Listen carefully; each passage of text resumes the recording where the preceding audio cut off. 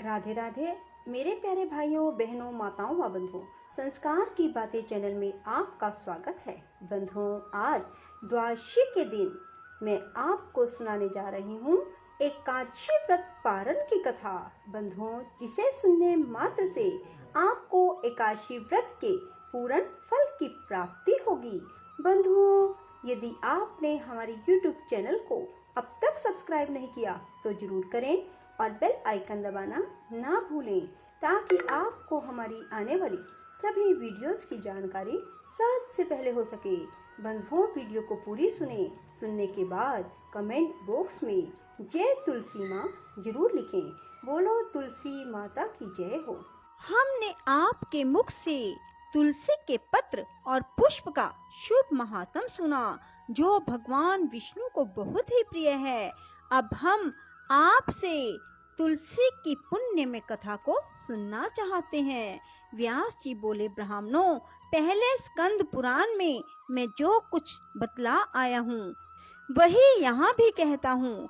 शतानंद मुनि के शिष्य कठोर व्रत का पालन करने वाले थे। उन सब ने एक दिन अपने गुरु को प्रणाम करके परम पुण्य और हित की बात पूछी। शिष्यों ने कहा, नाथ, ब्रह्मवेताओं में श्रेष्ठ आपने पूर्व काल में ब्रह्मा जी के मुख से तुलसी जी के जिस कथा का श्रवण किया था उसको हम सब सुनना चाहते हैं। शतानंद जी बोले, शिष्यगण, तुलसी जी का नाम उच्चारण करने पर ही असुरों का दर्प दलन करने वाले भगवान श्री विष्णु प्रसन्न हो जाते हैं। मनुष्य के पाप नष्ट हो जाते हैं, उन्हें अक्षय पुण्य की प्राप्ति होती है, जिसके दर्शन मात्र से करोड़ों गोदान का फल प्राप्त होता है। उस तुलसी का पूजन और वंदन लोग क्यों ना करें। कलयुग में संसार में वे मनुष्य धन्य हैं जिनके घर में शाल ग्राम शिला का पूजन संपन्न करने के लिए प्रतिदिन तुलसी का वृक्ष भूतल पर लहलहाता रहता है। जो कलयुग में भगवान श्री केशव की पूजा के लिए पृथ्वी पर तुलसी का वृक्ष लगाते हैं, उन पर यदि यमराज अपने किंकरों सहित रुष्ट हो जाए तो भी वे उनका क्या कर सकते हैं।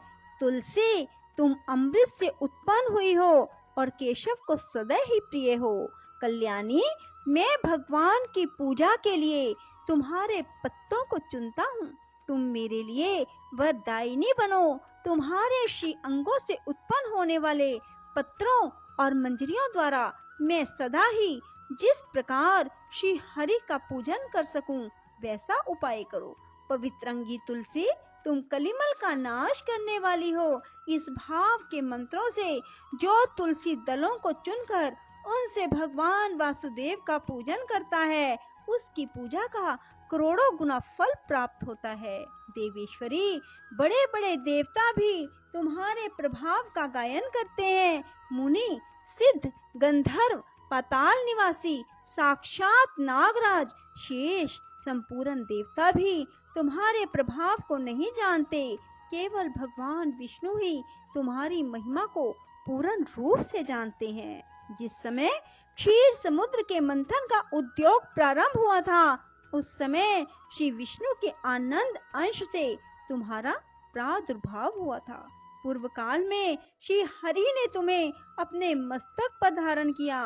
देवी, उस समय श्री विष्णु के शरीर का संपर्क पाकर तुम परम पवित्र हो गई।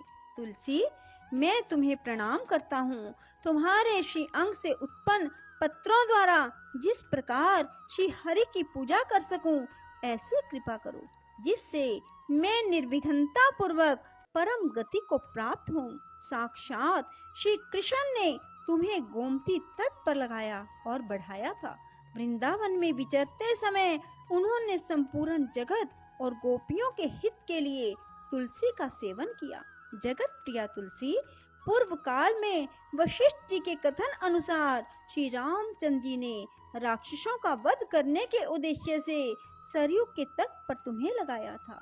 तुलसी देवी, मैं तुम्हें प्रणाम करता हूँ। श्री रामचंद्र जी से वियोग हो जाने पर अशोक वाटिका में रहते हुए जनक किशोरी सीता ने तुम्हारा ही ध्यान किया था, जिससे उन्हें पुनः अपने प्रियतम का समागम प्राप्त हुआ।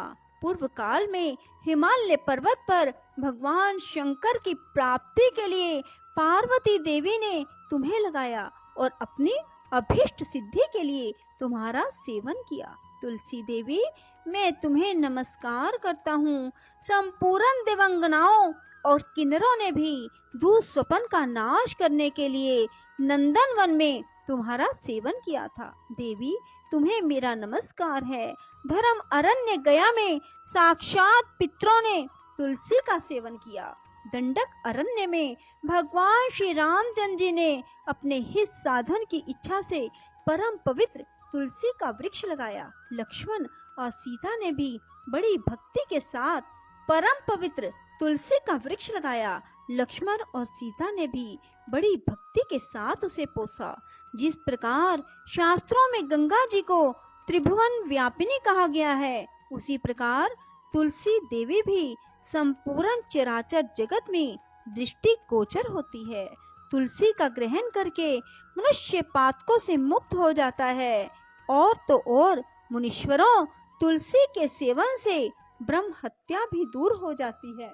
तुलसी के पत्ते से टपकता हुआ जल जो अपने सिर पर धारण करता है, उसे गंगा स्नान और 10 गोदान का फल प्राप्त होता है। देवी, मुझ पर प्रसन्न होवो। देवेश्वरी, हरि प्रिय, मुझ पर प्रसन्न हो जाओ। क्षीर सागर के मंथन से प्रकट हुई तुलसी देवी, मैं तुम्हें प्रणाम करता हूँ।